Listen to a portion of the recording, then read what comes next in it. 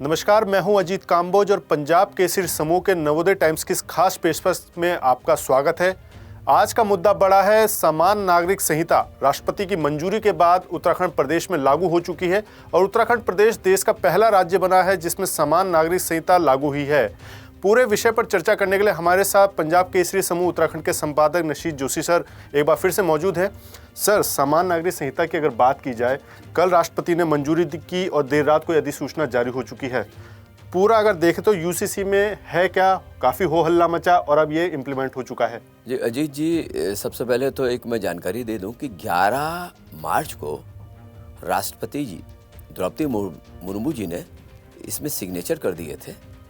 12 मार्च को ये प्रदेश को प्राप्त हुआ है और गजट नोटिफिकेशन जारी कर दिया गया। यूसीसी यानी समान नागरिक संहिता, इसका अर्थ है कि इस राज्य में रहने वाले जितने भी लोग हैं सबके लिए एक नियम, एक कानून होगा। कुछ स्पेशल केसेस में छोड़ के, जो हमारे ऐसे प्रदेश इलाके हैं उनको छोड़ के, और इससे सामाजिक समरसता बनेगी, एक रूपता आएगी, आपसी वैमनस्य कम होगा। और ये मेरे ख्याल से फरवरी 22 में ये मुख्यमंत्री पुष्कर सिंह धामी ने घोषणा की थी कि हम यूसीसी लागू करेंगे और 2 साल के अंदर इस काम को पूरा कर दिया गया है। यानी 2 साल 1 महीना कह दीजिए। ये उत्तराखंड पहला ऐसा राज्य बन रहा है जो इतने बड़े कानून को लाएगा। ये लंबे समय से चर्चा होती रही कि सब एक देश में एक कानून होना चाहिए और इसका लाभ महिलाओं को अधिक मिलने जा रहा है मेरे ख्याल से। जी, अगर सरकार की बात की जाए तो 2022 के विधानसभा चुनाव में जाने से ठीक पहले बतौर मुख्यमंत्री पुष्कर सिंह धामी ने एक जनता के बीच में घोषणा की थी कि हम अगर सरकार में दोबारा आते हैं तो यूसीसी लागू करेंगे। चुनाव जीतते हैं, भारी मैंडेट से जीतते हैं, पहली ही कैबिनेट का पहला फैसला था कि यूसीसी उत्तराखंड में लागू होगा। तो क्या लगता है कि मन में पहले से इच्छाएं थी कि इस तरह की चीज़ें हमें लानी होंगी जो पूरे उत्तराखंड को एक समान अधिकार में बांध दे, देश में हम पहला राज्य बन जाए जो यूसीसी लागू करे? क्या पहले से प्री प्लान था मुख्यमंत्री के तौर पर पुष्कर सिंह धामी के दिमाग में ये सब चीज़ें हमें करनी है? हाँ, शायद मुख्यमंत्री जी की इस मामले में प्रधानमंत्री नरेंद्र मोदी जी से चर्चा भी हुई होगी और वो प्रधानमंत्री नरेंद्र मोदी के बहुत प्रिय है, तो वहाँ से गाइडेंस भी उन्होंने लिया होगा, तभी ये बात उन्होंने आगे बढ़ाई होगी। और पुष्कर सिंह धामी के बारे में एक बात मैं तो जरूर कहूँगा कि फैसला त्वरित लेते हैं और उसको लागू करने के एक मैसेज दिया जा रहा है कि उत्तराखंड राज्य जब से बना है तब से कई घोषणाएं हुई। वो घोषणाएं स्तरों पे ख़त्म हो जाती थी, मुख्यमंत्री चले जाते थे। ये जो घोषणा कर रहे हैं उसको बाकायदा लागू करके दिखा रहे हैं। अब आपको याद होगा कि जब ये मुख्यमंत्री ने घोषणा की थी फरवरी 22 में और मई में शायद रंजना प्रकाश देसाई के नेतृत्व में एक विशेषज्ञ समिति बना दी गई थी और इस विशेषज्ञ समिति ने लगभग 20 लाख के आसपास तो ऑफलाइन विचार उसको मिले, सुझाव मिले और 2.5-3 लाख लोगों से इन्होंने 1-to-1 बात की। तो ये काम बहुत सलीके से हुआ है और निश्चित तौर पे ये बाकायदा एक विल, यानी हम विल पावर है कि करना है तो करना है, कह दिया तो उसको हमको धरातल पे उतार के दिखाना है, इसलिए दिख रहा है। मतलब जो बीजेपी गवर्नमेंट का एक मैंडेट कहें या एक जो उनकी टैगलाइन है कि अगर हम घोषणा करेंगे तो फिर शिलान्यास भी हमारा होगा और लोकार्पण भी हमारा होगा, तो ये इम्प्लीमेंट हुई है यूसीसी के मामले में। 200% है। और मैं जरा सा इस यूसीसी की बात आगे बढ़ाना चाहूँगा कि देखिए फरवरी 22 में ये कमेटी बनाई, फरवरी 22 में ये प्रस्ताव आया और 24 फरवरी 24 में रिपोर्ट सौंप दी गई। विशेषज्ञ समिति ने ड्राफ्ट रिपोर्ट सौंप दी। अब इत्तेफाक ऐसा है कि उस समय विधानसभा चुनाव था, अब लोकसभा चुनाव सर पे है जी। और ठीक उसके पहले 6 फरवरी को शायद विधानसभा के पटल में रखा गया 2024 को ये पास हुआ और 7 फरवरी को वो पारित हो गया। और अब इसके लिए एक कमेटी बना दी गई है जो इसके नियम कानून तय करेगी और फिर उत्तराखंड पहला ऐसा राज्य होगा जो यूसीसी को लागू करेगा, और पुष्कर सिंह धामी पहले ऐसे मुख्यमंत्री होंगे जिनको ये श्रेय मिलेगा कि उन्होंने अपने राज्य में हर व्यक्ति को एक समान अधिकार देने का कानून बनाया।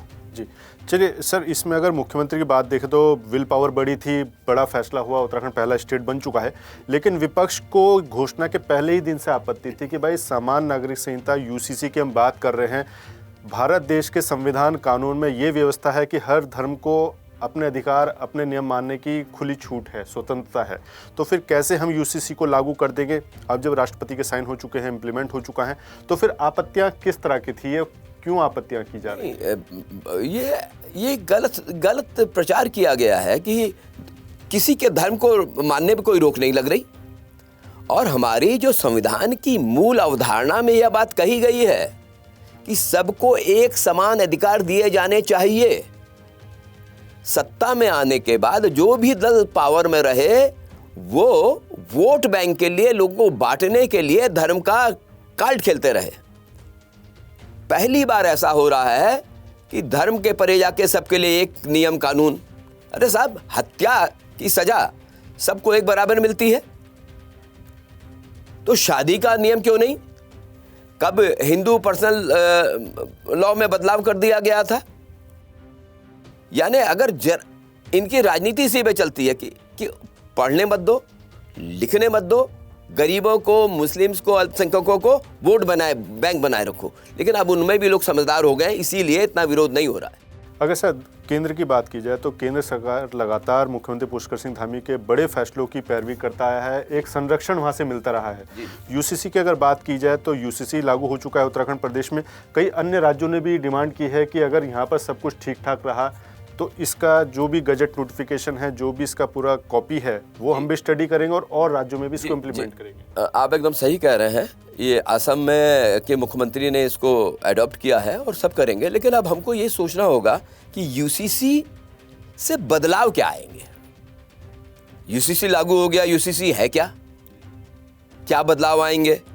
तो सबसे पहले तो सभी, देखिए महिलाओं को क्या वो मिलने जा रहा है, सभी धर्मों में तलाक के और गुजारा भत्ता के, विवाह के, ये सब एक कानून होंगे।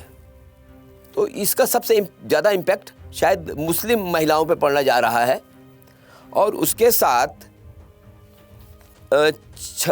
26 मार्च 2010 के बाद जिन्होंने भी शादी की है उनको शादी का रजिस्ट्रेशन कराना जरूरी हो जाएगा।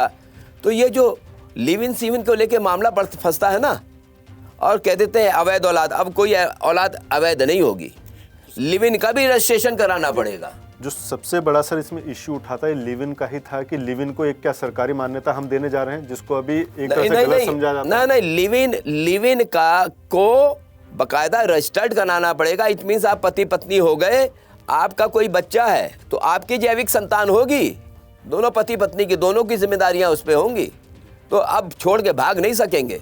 जो शोषण होता है महिलाओं का वो खत्म हो जाएगा। तीसरा क्या है कि अगर पंजीकरण नहीं कराया तो जुर्माना और सजा भी है, लेकिन ये पंजीकरण कहाँ होगा? ग्राम पंचायत में, नगर पंचायत में, नगर पालिका में, नगर निगम में, नगर महापालिका में, सब जगह आपको पंजीकरण की सुविधा दी जाएगी। अब उसके साथ ही आप एक चीज़ और तय कर दी, मिनिमम एज ऑफ मैरिज 21 साल लड़के की, 18 साल लड़की की। उसके पहले किया तो कानून में फंस जाएंगे आप। तो कितना अच्छा काम हो रहा है। इसके साथ हलाला, इद्दत, बिद्दत, जो महिलाओं का शोषण होता था, अब नहीं हो पाएगा कि जब तक आप जाके पास किसी के साथ शादी न करो, वो आपका शोषण न कर ले, तब आप दोबारा विवाह नहीं कर सकते। अब ये शर्तें नहीं रहेंगी। किसी का तलाक होता है वो दोबारा शादी कर सकती है, और महिला भी अगर आधार है तो पति को तलाक दे सकती है। अभी तक अधिकार से पति को हुआ करता था, और पति पत्नी में माना झगड़ा हो गया, बच्चों का क्या होगा? तो 5 साल तक का अगर कोई बच्चा है तो कस्टडी मदर के पास रहेगी, बच्चा अपनी माँ से दूर नहीं रहेगा। इतने अच्छे नियम कानून बनाए गए हैं, उसका विरोध क्यों कर रहे हैं भाई? बच्चों को माँ से दूर रखना चाहते हैं जो लोग विरोध कर रहे हैं। जो लोग विरोध कर रहे हैं क्या चाहते हैं कि महिलाओं का शोषण होता रहे, जो 1947 के बाद से आज तक कराते रहे। तो कौन मानसिकता के लोग हैं वो? निश्चित तौर पे वो शोषक वर्ग है और शोषक वर्ग को अभी उत्तर मिलने वाला है। सर, इसमें एक बात और निकल के सामने आई थी कि सभी धर्मों के हम समान अधिकार देने की बात कर रहे हैं, लेकिन जो उत्तराखंड में ट्राइबल्स हैं उनको इससे क्यों अलग रखा गया है? चाहे भोटिया हो, बोक्सा हो, तमाम तरह की जनजातियां सभी जगह ट्राइबल्स के लिए कुछ अलग नियम है, और वो क्योंकि मूल लोगों ट्राइबल्स के नियमों को अभी छेड़ा नहीं जाना चाहिए। भविष्य में जब पूरे समाज में होगा तो हो सकता है वहां पे भी बदलाव आए, और वो भी इसके लिए आगे आए। उनको अपनी प्रथाओं में खुद सुधार करेंगे। समाज में सुधार, बहुत सी प्रथाएं ऐसी थी जिनमें बदलाव आया है, तो वो शनय शनय होता चला जाएगा। अब मैं बताऊं आपको यूसीसी में से बदलाव क्या आएगा। संपत्ति में बेटी बेटा समान अधिकार पाएंगे। इसके साथ जायज और नाजायज बच्चे में कोई भेद नहीं होगा। नाजायज क्या होता है भाई? जो जन्म ले लिया वो नाजायज क्या? और गोद, किसी बच्चे को गोद लिया गया है, सैरोगेसी से पैदा हुआ है, कोई किसी टेक्नोलॉजी से आपने पैदा किया है, वो जैविक संतानें मानी जाएंगी। किसी महिला के घर में कोई बच्चा पल रहा है, भले ही बाद में तलाक हो जाए, कुछ हो जाए या हस्बैंड की डेथ हो जाए, तो अभी ससुराल वाले उसको अलग कर देते हैं। उस बच्चे का अधिकार संपत्ति का संरक्षित रहेगा। इतना ही नहीं, लिव इन में रहने वाले प्रत्येक व्यक्ति को पंजीकरण कराना पड़ेगा। और अगर आप माना आते ना नई कपल, हमको मकान किराए पे चाहिए, पीजी में रहना है, हॉस्टल में रहना, जब आपके पास वो पंजीकरण की रसीद होगी, रजिस्ट्रेशन की, तब आपको मिलेगा। और बिना उसके किसी ने दे दिया, वो जेल जाएगा, यानी उसको भी सजा का प्राविधान है। तो प्राविधान तो बहुत अच्छे किए हैं। और लिव इन में जो पैदा होंगे संतानें, उनको जैविक संतान का अधिकार मिलेगा। लिव इन में रहने वालों में संबंध विच्छेद होता है, उसका भी रजिस्ट्रेशन कराना पड़ेगा अनिवार्य। अच्छा, अब जो लोग रजिस्ट्रेशन नहीं कराते हैं उन पर 25,000 रुपये का जुर्माना अधिकतम और सजा दोनों का प्रावधान है। तो ये तो एक बहुत अच्छा काम हुआ है मेरे ख्याल से, और ये पूरे देश में होना चाहिए। इससे समाज को लाभ मिलेगा। चलिए सर, आपने काफ़ी चीज़ें इसमें बेहतर बताई हैं और काफ़ी चीज़ों को बारीकी से समझा भी है। चलते चलते एक चीज़ और आपसे समझना चाहेंगे। 2022 के विधानसभा चुनाव से ठीक पहले यूसीसी की घोषणा आती है, बीजेपी फुल मैंडेट के साथ उत्तराखंड में रिपीट होती है। 2024 के लोकसभा चुनाव से पहले उत्तराखंड राज्य में इम्प्लीमेंट हो जाता है। क्या लगता है कि चुनावी दृष्टिकोण से कितना फ़ायदा बीजेपी, कांग्रेस या राजनीतिक दलों को मिलेगा, और उत्तराखंड के लिहाज से किस तरह से देख रहे हैं? तो मेरे हिसाब से हम लोग मुद्दों को इतना छोटा कर देते हैं, उसको सब चुनावी राजनीति से में उलझा के रख देते हैं। हम पत्रकार और बुद्धिजीवी ये नहीं सोचते कि इससे समाज को क्या लाभ होने जा रहा है। जब तक हम अपनी सोच नहीं बदलेंगे, हम उसको चुनाव से क्यों जोड़ते हैं? अरे भाई, कोई तय था कि इतने बजे इस समय चुनाव होगा, तब इस समय रिपोर्ट आएगी? 370 भी लागू हुआ, क्या उसके लिए भी चुनाव का कोई इंतजार किया गया? नहीं।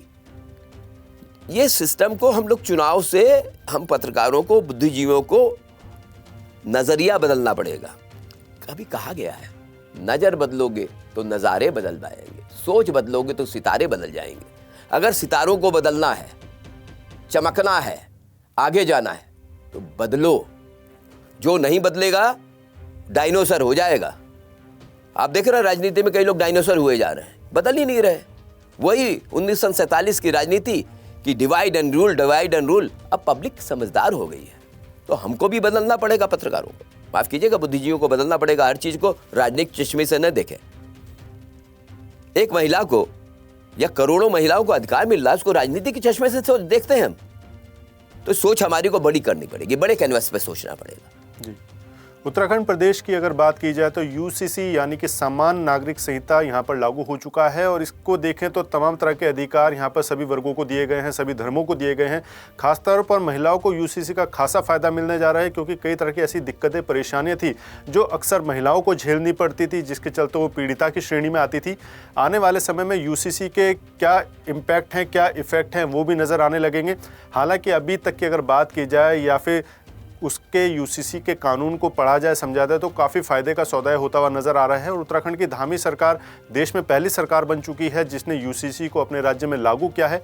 उम्मीद है कि आने वाले समय में एक बेहतर पहल है, एक अच्छी चीज़ है जिसको पूरा देश स्वीकार करने का काम करेगा। और आने वाले समय में जिस तरह से सर ने भी कहा, केवल राजनीतिक चश्मे से ही हर चीज़ को नहीं परखना चाहिए, देखना चाहिए। कुछ कानून ऐसे भी बनते हैं जो सभी वर्गों के लिए समान होते हैं, जिनका फ़ायदा सभी वर्गों को मिलता हुआ भी नजर आएगा। फिर नए किसी मुद्दे को लेकर दोबारा आपसे मुलाकात होगी। तब तक के लिए धन्यवाद। नमस्कार। नमस्कार।